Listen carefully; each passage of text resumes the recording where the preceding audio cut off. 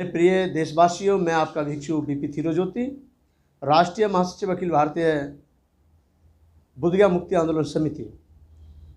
सबसे प्रथम मैं आपके सुखी जीवन की मंगल कामना करता हूँ तथागत सम्यक संबुद्ध से कि आप सभी लोग स्वस्थ रहें, कुशल रहें, सुरक्षित रहें, अपने बच्चों के साथ में खुशहाल जीवन व्यतीत करें।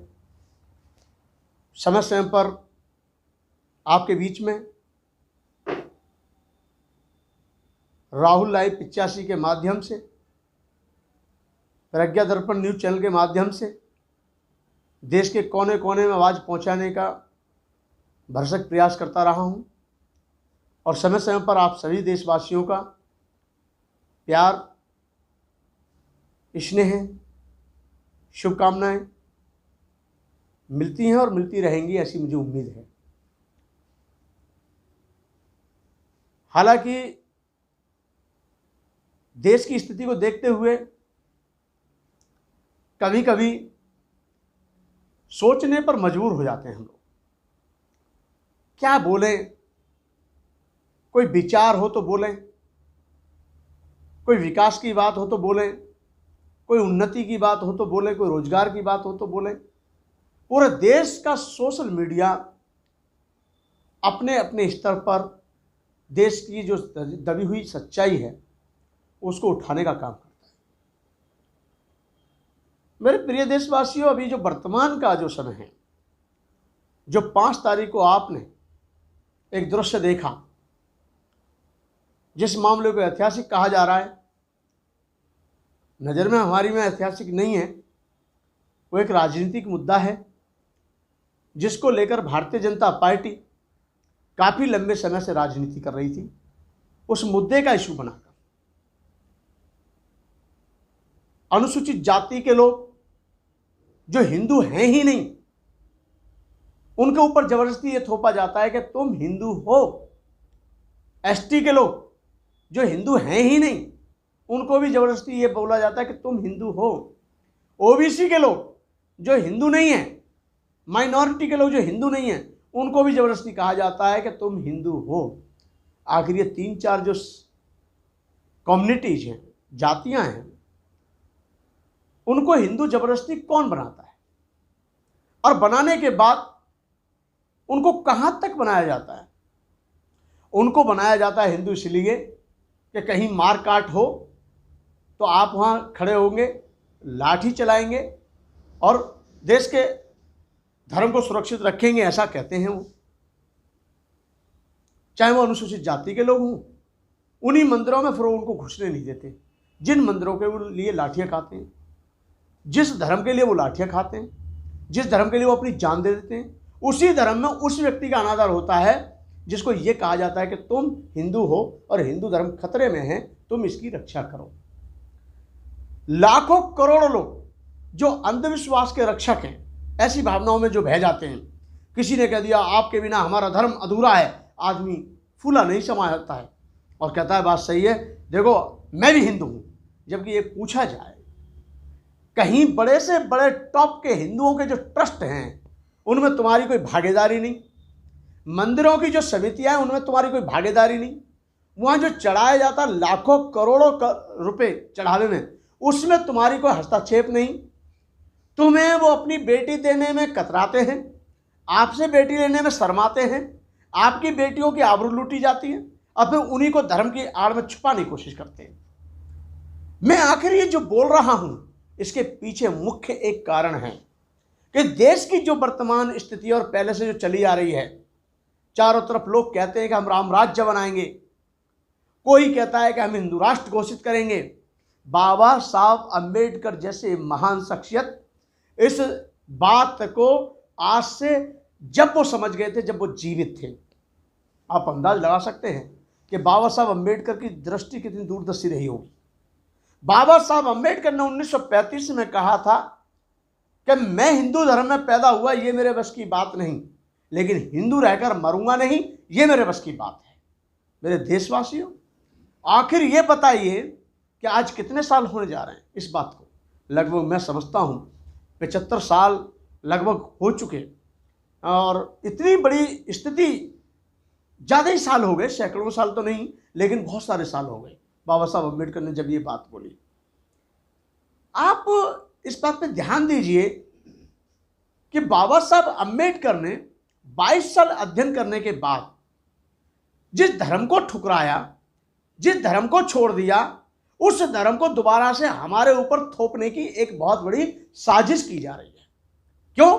आप ये देखो, आपके समाज का जज इनको पसंद नहीं, आपके समाज के IAS IPS अधिकारी इनको पसंद नहीं, आपके समाज के उद्योगपति इनको पसंद नहीं, आपके लोगों की उद्योग में कोई भागीदारी नहीं, आपके लोगों की, आपके समाजों की, चाहे वो SC ST OBC backward minority जितने भी लोग हैं, इनकी कहीं किसी धर्म के ट्रस्ट में, जो बड़े बड़े तिरुपति जैसे ट्रस्ट हैं, केदारनाथ का जो ट्रस्ट है, मथुरा के जो ट्रस्ट हैं, राम मंदिर का जो ट्रस्ट है, दूसरे जो ट्रस्ट है, इनमें आपके कोई भक्त, वो साधु संत नहीं, और आपके जो भक्त बनते हैं तो वैसे बनाए जाते हैं सिर्फ सीढ़ियों पे बैठने लायक।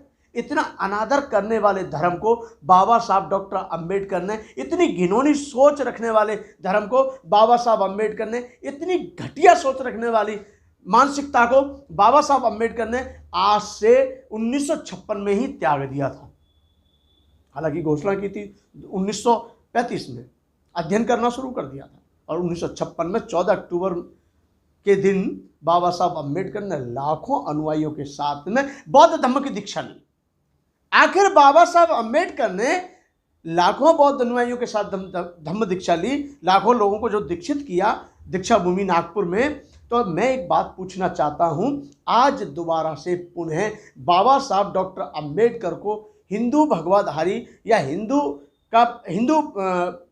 भगीकरण जो करना चाहते हैं, उसके लिए आप लोग ये सोचो कि ऐसा क्यों किया जा रहा है।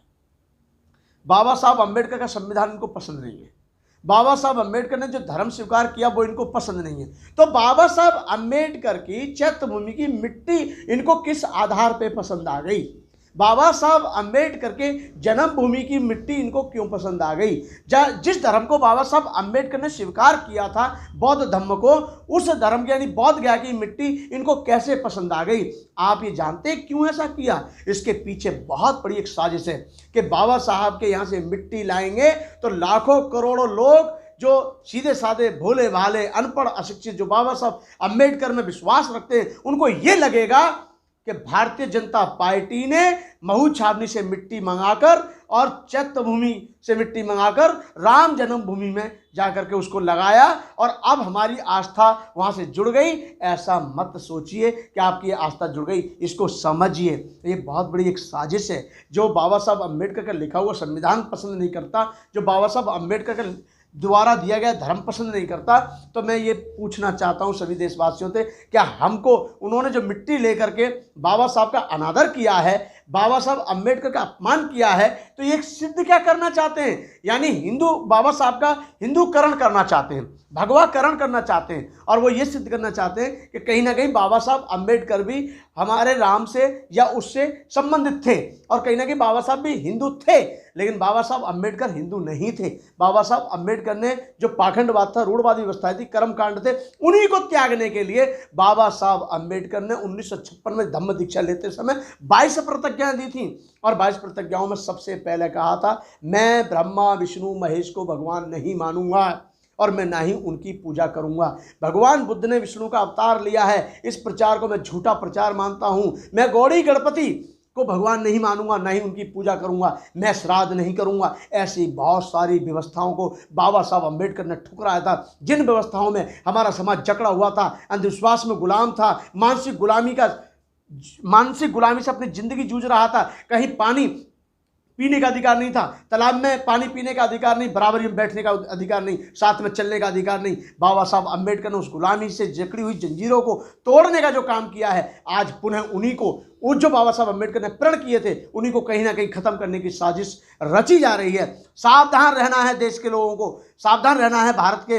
अंबेडकरवादियों को, सावधान रहना है भारत में जो बौद्ध समाज है, भारत में जो बौद्ध अनुयायी हैं, सावधान रहना है ऐसे जो रूढ़वादी लोगों से जो ऐसी व्यवस्था को पुनः लादना चाहते हैं। मैं आपको याद दिला दूं, पूरे देश को जानकारी होनी चाहिए, ज्ञात होना चाहिए कि बाबा साहब अंबेडकर ना ही हिंदू थे, ना हिंदू हैं, न हिंदू हमारा समाज न हमारा देश उन्हें हिंदू मानता है, क्योंकि बाबा साहब अम्बेडकर ने 22 प्रतिज्ञा ली, पंचशील स्वीकार किया, बौद्ध धर्म को स्वीकार किया, लाखों लोगों के साथ में किया। तो आप ये भली भांति जानते हैं कि बाबा साहब अम्बेडकर को दोबारा से ये लोग कहीं ना कहीं अंधश्रद्धा के माध्यम से पुजवाना चाहते हैं, और उनकी मिट्टी और जो मिट्टी लगाई है उससे ये सिद्ध होता है कि कहीं ना कहीं हमारे लाखों लोग फिर जाएंगे और राम मंदिर में जाकर झुकेंगे। पर मैं आशा करता हूं आज पूरे देश में SC ST OBC बैकवर्ड का जो अपमान हो रहा है, अपमान होने के बाद कम से कम उनको जागरूक हो जाना चाहिए। आज हमारे राम मंदिर का जो ट्रस्ट में जो समिति बनी उसमें 15 लोग थे, 15 लोगों में से एक अनुसूचित जाति का साधु था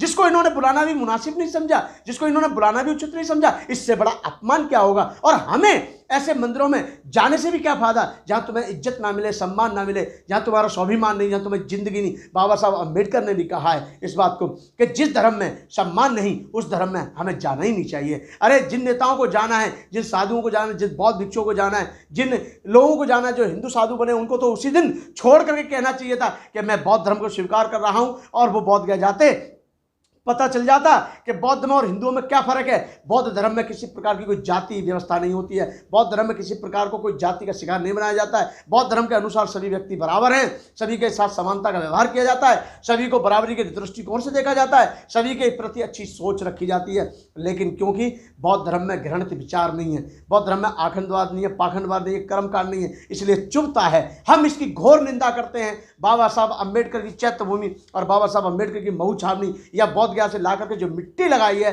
हम इसकी घोर निंदा करते हैं। हमारा अखिल भारतीय भिक्षु महासंघ पूर्ण रूप से इसको नकारता है। बुद्ध शांति मिशन ट्रस्ट ऑफ इंडिया इसको वो करता है, आविष्कार, इसका बहिष्कार करता है। और मुझे पूरा विश्वास है कि देश की जनता जानेगी, समझेगी। जिस दिन हमारे देश की भोली भाली सीधी जनता को जागरूकता आ जाएगी, जिस दिन वो समझ जाएंगे वास्तविक को, उस दिन वो इनके कर्मकांड से उठ जाएंगे, कर्मकांड में नहीं पड़ेंगे, कर्मकांड में नहीं फंसेंगे और अपनी उन्नति का विकास करेंगे, शिक्षित होंगे, लोगों को शिक्षा देंगे और बच्चों को शिक्षित करेंगे। आप सभी को क्रांतिकारी नमो बुद्धाय।